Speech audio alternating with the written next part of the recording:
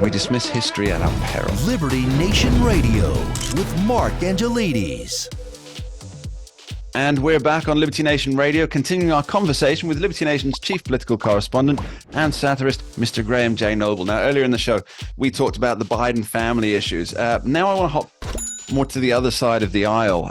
Graham, the GOP primary field, it's really filling up again, a situation that I guess in 2016 gave Trump it gave him a real boost, didn't it? That there were so many, the crowded platform allowed him to almost bob and weave. But now we have Senator Mitt Romney, Willard Mitt Romney of Utah, trying to take away that advantage. What's happening? Well, I think the first thing to say about that, Mark, is that, Mitt Romney is desperately trying to now kind of position himself as kingmaker within the Republican Party. I mean, the man is irrelevant. I'm quite frankly, I'm amazed that he's still in the Senate at all. But of course, then again, it's an interesting. On a side note, it's interesting that the Congress as a whole has something like a 98% re-election rate, and yet they have a less than 20% approval rating.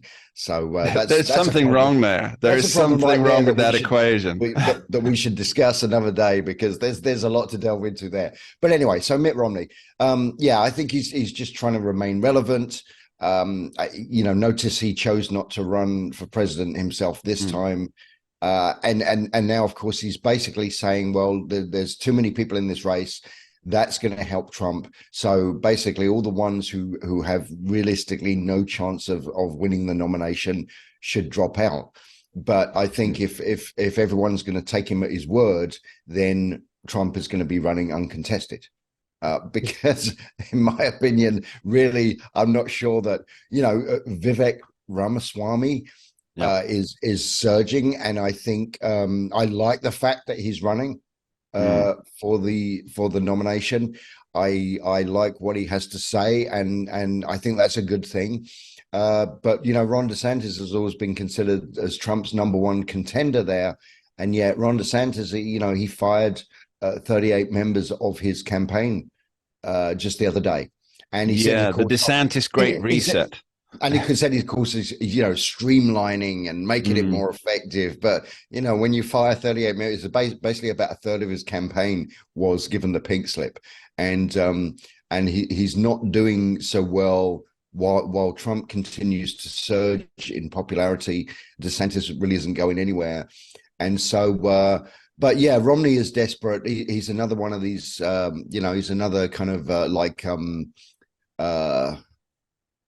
what is it about Republicans from Utah?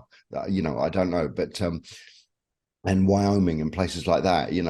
They seem to be very anti-Trump, and they've got the right to do that. But he is just desperate to try to figure out some way to get one over on Trump and somehow prevent him becoming the nominee. And I'm not sure that really it makes a difference at this point whatsoever.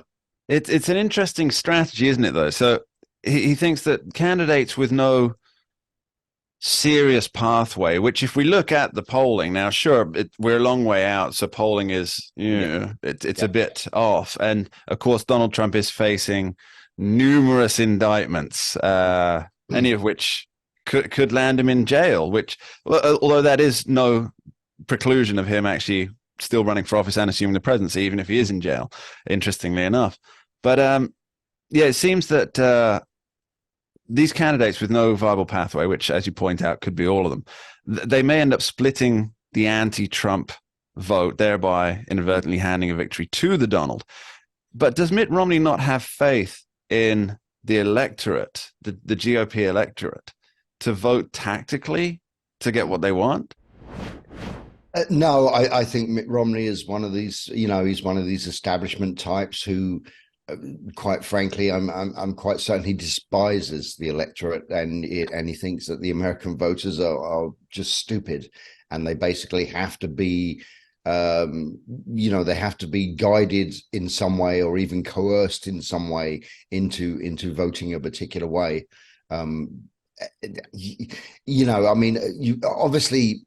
Obviously Mitt Romney's logic, if you like, is kind of sound because if Trump was only facing, say, one or maybe two primary challengers, then that would be a kind of a problem for him because all of the people out there who really do not want Trump to be president again, but vote Republican, are going to vote for one of those two other candidates, and probably that would be damaging. My personal view, and of course I'm not endorsing anyone here, but my personal view of this, just realistically, is it really doesn't matter this time around. It doesn't matter. I think that even if it was just Trump and DeSantis in this primary race, I still think Trump would win it by a mile. And like I said, that's not an endorsement. That's just the way I see it shaking out. I can't imagine at this point anybody beating Trump. Well, that's not just you. That's pretty much every poll that's come out, including the conservative straw poll things that they do, where it's like 87% would go for Donald Trump. I mean, he really does seem to have the nomination sewn up. But I would say very quickly, Mark, I would say that a lot of that is I believe, this is my personal theory, this is not so much about Trump's popularity as it is he's been harassed so much now by the establishment and by the media, and because that harassment is now kind of manifested itself in all kinds of indictments and other legal cases. And I also think at this point, Trump's, monstrous lead in the polls is literally about conservatives saying, they're just giving the finger to the establishment. They're saying, oh yeah, you're going to go after Trump this hard. We're going to support him, because, F you, basically, to the establishment. I think it's as much about that as it is about Trump's actual popularity. I think you're onto something there, Graham. And it is something that you have explored on the pages of libertynation.com briefly. But there's this idea that let's say Trump, let's do a what if here. Let's say Trump wasn't involved in any of these things. And let's say that Joe Biden was running against an incumbent Donald Trump. And then Donald Trump's Department of Justice decided to launch indictment after indictment against Joe Biden, who was gaining steam in the polls. I mean, I think that Democrats and even some Republicans, certainly a lot of independents, might get behind Joe Biden just to say to Donald Trump, hey, authoritarian, you can't do this. You can't do this in America. And I think that's exactly what's happening on the other side, on the Republican side. You've got the Republicans, you've got independents. And it just so happens that because it's Donald Trump, very few people are willing to look at that dichotomy of authoritarianism that at least appears to be happening. And I think because of Donald Trump's personality, people are refusing to look at it. Graham, we're about to go over time. I thank you very, very much for taking the time to join us in this fascinating conversation. Great to have you on. Thanks, Mark. It's a pleasure to be here. We dismiss history at our peril. Liberty Nation Radio with Mark Angelides.